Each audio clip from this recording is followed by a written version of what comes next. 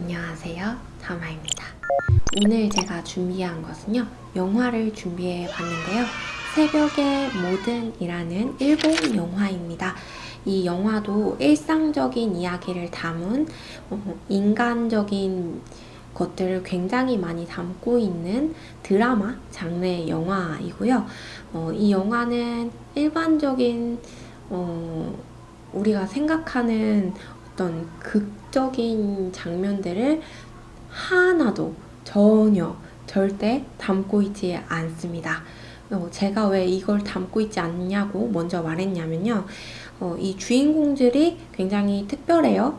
PMS 질환을 굉장히 심하게 앓고 있는 한 여자와 공황장애를 앓고 있는 한 남성의 이야기입니다. 그리고 그 둘의 우정을 다룬 이야기이고요. 말 그대로 휴먼 드라마, 휴먼 다큐 정도로 보시면 될 것 같아요. 물론 다큐는 아니지만 이들이 질환을 어떻게 극복하는가, 그리고 이들이 어떻게 우정을 형성해 가는가를 엿볼 수 있는 드라마입니다. 굉장히 아름답게 표현되지도 않았고 굉장히 극적으로 극복하는 것으로 보여지지도 않아요. 일상적으로 이들이 일상을 살아가면서 일상 생활 속에서 차츰차츰 자신의 질환을 극복해가는 장면을 그려주고 있고요. 그렇기 때문에 극적인 어떤 장면들, 극적인 변화들을 기대하시는 분들은 조금 지루하다라고 느낄 수도 있을 것 같습니다. 하지만 우리의 삶이 그렇잖아요. 언제나 막 극적인 일들만 일어나는 것은 아니고 우리가 뛰어넘고 해결해야 하는 모든 것들이 극적으로 해결되는 경우는 많지 않아요. 이 영화의 주인공들처럼 말이죠. 그래서 그런 부분들을 보여주고 있기 때문에 굉장히 편안한 마음으로 관람을 하실 수 있고요.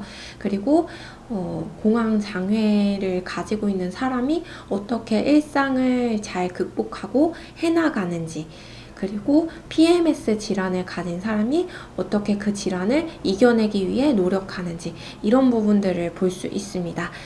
이것들이 굉장히 극적으로 보여지는 것이 아니기 때문에 여러분이 뭐야 저게 이런 식으로 지나가실 수도 있어요.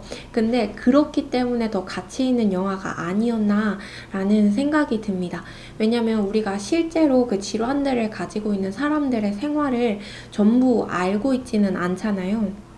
그리고 그 질환들에 대한 묘사가 굉장히 극적이고 굉장히 커다란 장애물이고 혹은 굉장히 사소하고 작은 장애물, 이런 식으로만 생각하고 있기 때문에 개인이 생활을 하면서 일상을 겪어나가면서 어떤 불편감을 느끼는지, 어떤 일들이 일어나는지, 그리고 어떻게 생활에 나아가는지에 대해서는 전혀 인지하거나 생각하지 못한단 말이죠.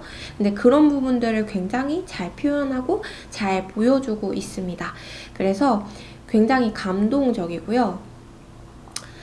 이들이 어떤 중소기업, 작은 회사에서 만남으로써 서로를 도와주고 알아가게 되는 과정도 굉장히 일상적이지만 굉장히 아름답고, 그리고 그 회사 자체도 굉장히 아름다워요.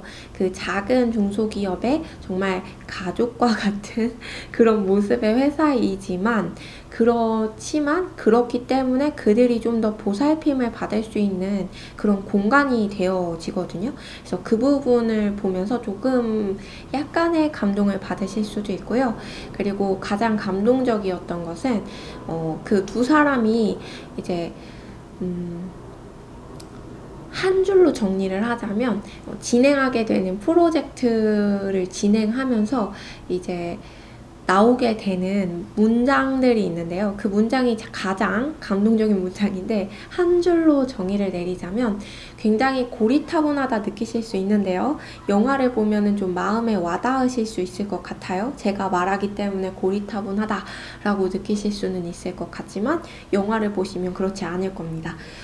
한 문장으로 보자면, 밤이 있기 때문에 빛이 있고, 밤이 있기 때문에 우리가 빛날 수 있는 것, 밤이 있기 때문에 새벽이 있고 아침이 있는 것, 낮이 있는 것, 대해서 이야기를 하거든요. 그래서 그들이 어두운 상황, 어두운 생활, 그런 것들만 있는 것이 아니다라는 것도 보여주면서 그들이 어둡고 힘든 일도 결국에는 해내가고, 그리고 그 상황 가운데에서 매일매일을 살아나간다 라는 것 또한 영화에서 보여주고 있습니다.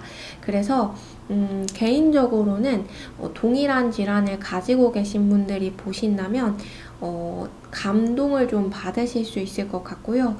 힘을 얻으실 수도 있을 것 같아요. 그 영화가 어떤 좌절감을 준다거나 아니면 극적인 어떤 그런 것들로 인하여서 박탈감 같은 걸 느끼게 하지도 않거든요. 그래서 만약에 질환을 가지신 분들 계시다면 함께 보면은 좋을 것 같고, 그리고 그 질환을 가지신 가족분들께서 보신다면은 좀 더 많이 이해할 수 있지 않을까 싶기도 합니다. 어떤 것이 필요한지에 대해서 좀 더 알 수 있게 되는 그런 영화이지 않나, 그런 교훈도 내포하고 있지 않나, 이런 생각이 들었어요. 네. 네. 그 영화에 대해서는 굉장히 잔잔하기 때문에 굉장히 특별한 무언가를 발견할 수 있는 것은 아니기 때문에 그래서 이제 섣불리 추천을 드릴 수는 없지만, 저는 오히려 가치가 있지 않았나 싶습니다. 우리는 언제나 항상 극적인 뭔가를 보고 도파민이 폭발하는 그런 자극적인 영상들을 찾아보면서 살아가잖아요.